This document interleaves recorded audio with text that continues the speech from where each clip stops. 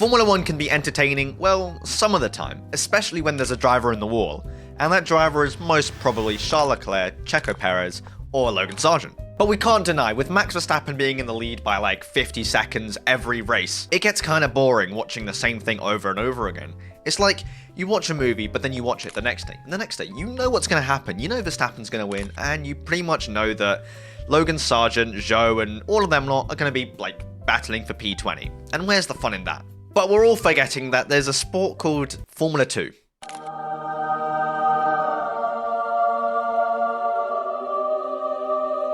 And now that, on the other hand, has entertainment for days. Well, spare days. If you enjoy the video, then go subscribe and like the video, because that, I don't know why you wouldn't. So pretty much each year in Formula 1, there's a rookie or so.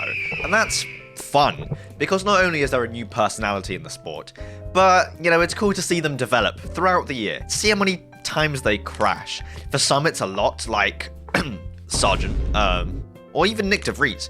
But for others, it's a lot better. Like, the season's good. Charles Leclerc's first season in Formula 1 was phenomenal. And let's not forget about Hamilton's first season. Now, yes, he did bottle the championship, but Ferrari bottled P2 even harder last season. So, you know, who's going to complain? But anyways, Formula 2 has so many rookies each season. There's just plenty.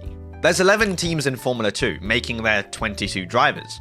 And this year, so 2024, there's 10 rookies. There's Jack O'Sullivan, Bortoletto, Paul Aron, and Antonelli, literally just to name a few. And every great driver, except for Verstappen, and every late great driver, they've all been an F2, and they've all either won it or been close to winning it. Don't believe me? Well, there's been Rosberg, Hamilton, Hulkenberg, Gasly, Charles Leclerc, Russell, Mick Schumacher, Piastri, de Vries, and so many more. Yes, agreed, some of them, you know, De Vries and Mick Schumacher weren't the greatest, but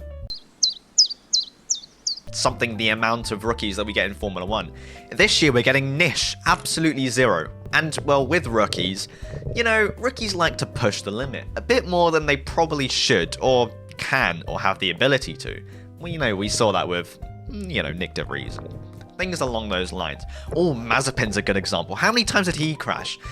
What, 22 spins or 23 crashes in 21 races? Something along those lines. It just didn't make any sense. And with 10 rookies this season in Formula 2, not only is there guaranteed drama, but there's guaranteed crashes, multiple safety cars, VSCs, red flags, and things along those lines in the races. And yes, races. There's not just one race each week, or not each week, but each race week. There's a feature race and a sprint race. Now, you want more action in Formula 1. There's 6 sprint races each year in a Formula 1 season. But no, in Formula 2, there's 2 races each time there's a race weekend. And that's just insane. So this year in Formula 2, there's 14 rounds as opposed to the 24 in Formula 1. All of the sessions take place before the Formula 1 sessions. There's free practice, qualifying, sprint race, and the feature race. Plus, there's a reverse grid in one of the races, which makes it infinite, or no, not reverse grid, but the top 10 is reversed. So P1 starts in P10. So if their pace is phenomenal like it was in quali, the charge through the grid is just insane. Do you remember when Verstappen was P14 in Hungary and he charged through the grid? That was an entertaining race to see him charge through. And imagine that, but every race, or nearly every race in Formula 2, that is content. Yes, Formula 1 is cool about the whole development of the cars and pushing the limits in like the physical and aerodynamic sense. But in Formula 2, the cars are equal. So you don't really get just stale championships. Like Max Verstappen has had, you know, an easy run for the championship in the last couple of years. Not only has he been just miles ahead of everyone, he's dominating each race, each session, just like there's really no competition. And finally, after a couple years, there's a regulation change in Formula 2 going into 2024. The cars are apparently meant to be closer or easier to race with, powered by a 3.4 litre turbocharged engine, and just meant to be better than the last cars. Now yes, they don't have ERS, so it's kind of sometimes maybe difficult to overtake, but with these new regulations, it should be pretty easier, but they still do have DRS. But with equal cars in Formula 2, and just a pretty even grid, there's always a always a championship battle. Last year, Porsche and Vesti. The year before, Porsche and Drogovic, and so on and so forth. In 2018, it was Norris, Russell, and Albon. That was an insane season. A packed grid. And I think Latifi was there and just tons of other people. Yeah, but of course, Latifi wasn't on their skill level, clearly shown by, well, him not being in Formula 1 anymore. Rest in peace, Latifi. You're missed. In 2024, Vesti literally lost the championship in the last race. Iwasa, Vesti, and Porsche, they were all in for the shot to win the race going into the last week. Yeah, the last race weekend in Abu Dhabi. But, you know, it didn't go Vesti's way and Porsche won. In 2022, well, Drogovic was slightly more dominant, and it didn't really go down to the wire, but it was still quite close at the start between Drogovic and Porsche. Oscar Piastri also clinched the championship in Abu Dhabi back in 2021, although it was the first race of the two, but, you know, it was still literally the last weekend. Mick Schumacher also won the championship at the last race. You know, I could keep on going forever and ever because it pretty much always goes down to the wire. Unlike Formula 1, where Verstappen has won in Qatar this year, and then in 2022 he won in Japan. Basically what I'm trying to say is pretty much every single Formula 2 year is the same as Abu Dhabi 2021. But yeah, with the cars being equal, there's always a championship fight. We can see the drivers' raw talent or raw not talent if they're shit and crash out a lot, and they're consistently starting or finishing P22 because the cars are equal. Now yes, there's not as much coverage and things along those lines in media and blah blah blah blah blah around Formula 2, and not as many people watch it, and there's not a buzz around it. There's around 400 or so odd million unique viewers who watch a Formula 1 race throughout the year. And looking at the grandstand photos, well, they're packed. But then you see the grandstand photos of a Formula 2 race, and, well, the viewership is really significantly lower. You know, they're junior drivers. It's not Formula 1.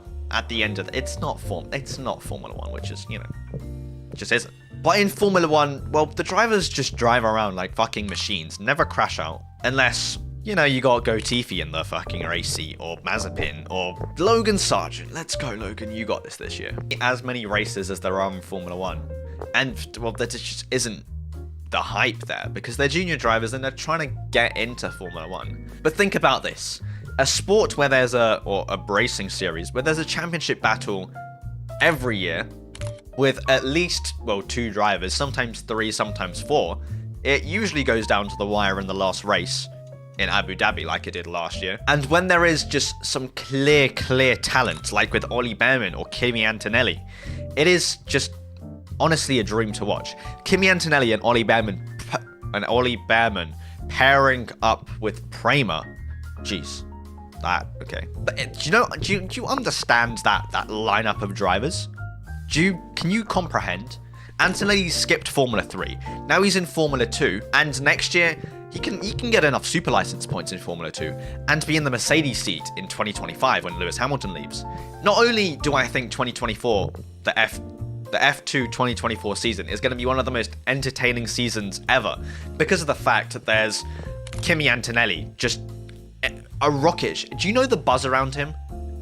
Ollie Behrman, his second season in Formula 1, Ferrari reserve driver, Haas reserve driver, the only driver to top every session ever in Formula 2 last year in Baku. And there's just a shit ton of other drivers, plus 10 rookies they're just a spanner in the works who are just, well, Kimi Antonelli is one of those 10 rookies. But still, they're all going to throw a spanner into the works. You know, someone might be leading the race by 5 seconds. But then, let me crash. They crash out, or not the race leader, but, you know, someone at the back. There's a safety car. The grid bunches up. And who knows? The race might not be theirs. The buzz around it. Yes, the cars are slower and a bit less impressive, or a lot less impressive than the Formula 1 cars. But honestly, if you've never watched a Formula 2 race, give it a shot, honestly. You'll be amazed by the amount of just chaos going on in the race. We all have races in Formula 1 that there's just a shit ton of things going on. Like Zandvoort 2022 and 2023. There was just so much chaos in the race and everyone loved it. Now imagine that, but every week in an F2 with junior drivers who they push the limit a lot and sometimes over the limit, and well, you know how that kind of ends, right? Someone in the wall, there's a crash, there's a pile up. And, you know, to say that that's not entertaining to see, I'd be lying. Plus, they're not, you know, as robotic as Formula 1 drivers, so mistakes can creep in. And if there's a championship and some mistakes start creeping in, and then more drivers get pushed into the championship fight, it's so good to watch. I highly recommend. Anyway, down in the comments, let me know your thoughts on this. Subscribe. I hope you enjoyed. Hit the like button, please. And peace.